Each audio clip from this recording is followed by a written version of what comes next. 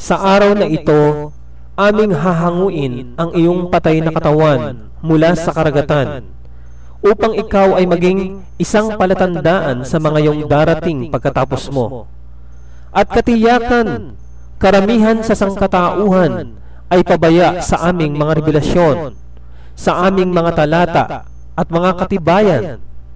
Banal na Quran, 10 kabanata, na ang talata ay 92. Pagkatapos nilang makatawid ay sumunod si Paraon at ang kanyang mga kawal, at sila ay nalunod at namatay. Kasama rito sa nalunod ay ang pinuno nilang si Paraon.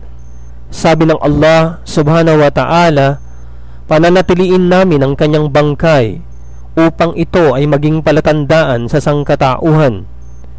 Ang kabuuan ng pahayag na ito ay matatagpuan sa banal na Quran, 10 kabanata na ang talata ay 92.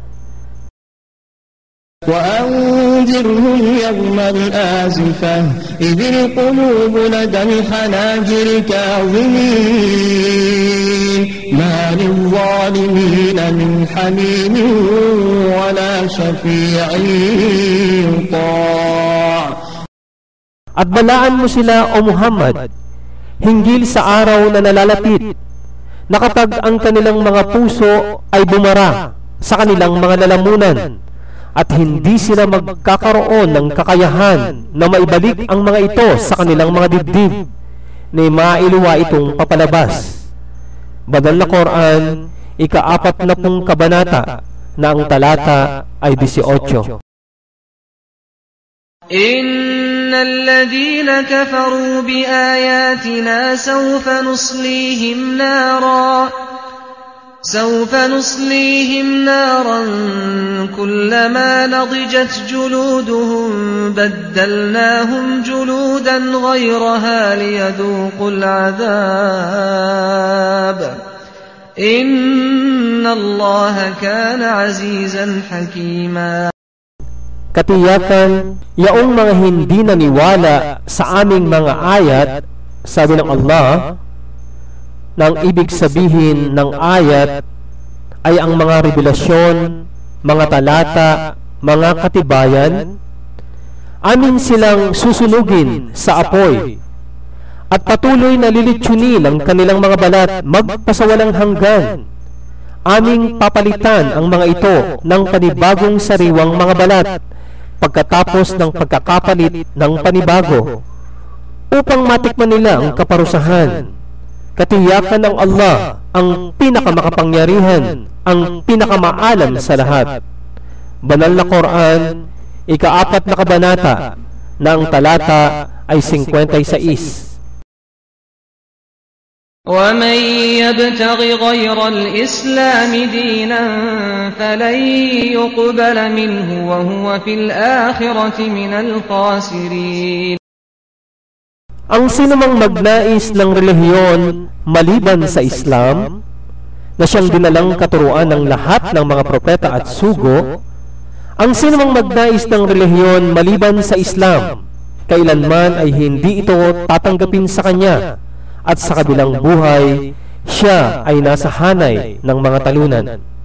Banal na Quran, 3 kabanata, na ang talata ay 85.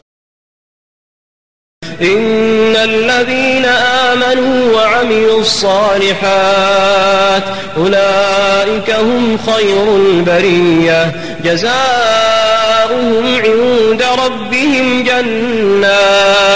جنات عدن تجري من تحتها الأنهار خالدين فيها أبدا رضي الله عنهم ورضوا عنه ذلك لمن خشي ربه.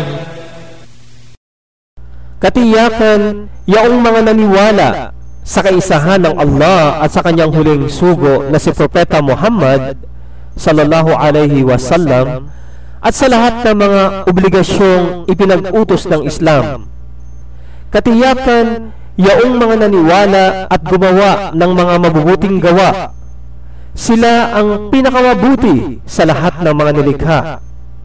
Ang kanilang gantimpala mula sa kanilang Rab mula sa Allah na tagapaglikha ay hardin ng walang hanggan, na sa ilalim nito ay mga ilog na umaagos, na kung saan sila'y mananatili roon magpasawalang hanggan.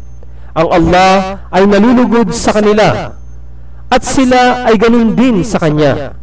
Ganito ang para sa Kanya na natakot sa Kanyang Rab, sa Allah na tagapaglikha, natakot sa pamagitan ng pagsunod sa lahat ng mga ipinag-uutos at pag-iwas sa lahat ng mga ipinagbabawal. Banal na Quran, 98 kabanata, na ang mga talata ay 7 hanggang 8. Ito ang tunay na kasaysayan ng ating lahi, ang mensahe ng katotohanan na dapat maiparating sa lahat.